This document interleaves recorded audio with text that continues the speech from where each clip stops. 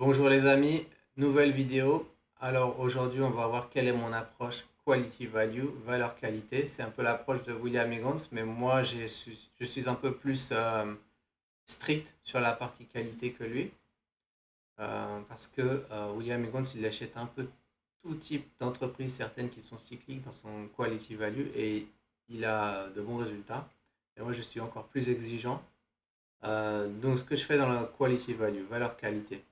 Ce sont des entreprises que j'achète pas cher, on va dire 8 à 12 fois les profits.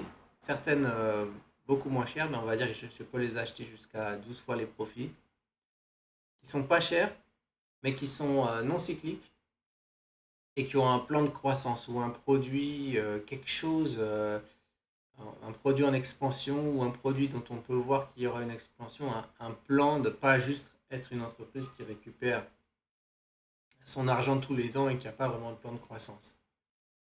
Et ce sont des entreprises de type champion caché.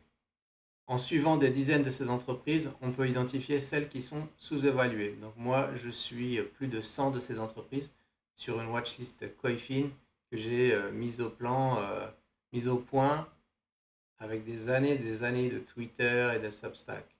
Certaines qui viennent de moi, d'autres qui viennent de tous les contributeurs de Twitter, de Substack, même du forum Devenir Rentier, qui s'appelle maintenant Investisseurs Heureux, que je recommande.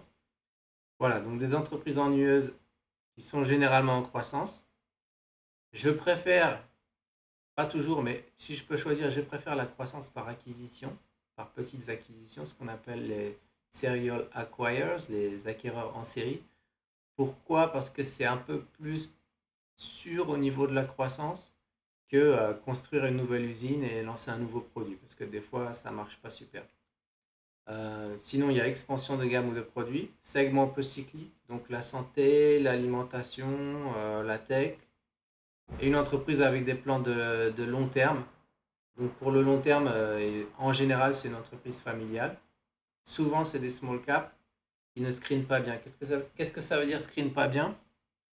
Screen pas bien, ça veut dire que dans les small caps, si on regarde le bénéfice par action ou le bénéfice net, en fait, il y a beaucoup d'ajustements et souvent, elles gagnent plus en vrai que ce qu'elles affichent sur le bénéfice net parce qu'elles ont de la dépréciation, de l'amortisation, elles ont des frais non cash qu'elles mettent parce que ça leur permet de payer moins d'impôts et c'est également lié aux normes comptables. Alors que sur les grosses entreprises, quand une grosse entreprise qui fait des milliards d'euros de vente, elle te donne son profit, 99% du temps, ça correspond à peu près au free cash flow. Mais quand c'est une small cap, je ne sais pas pourquoi, c'est ce que j'observe.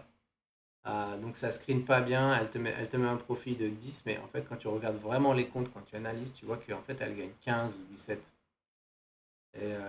Donc ça, je cherche à les acheter à 8, 12 fois les profits. Et ensuite, les laisser se développer, voir comment elles se développent toutes seules.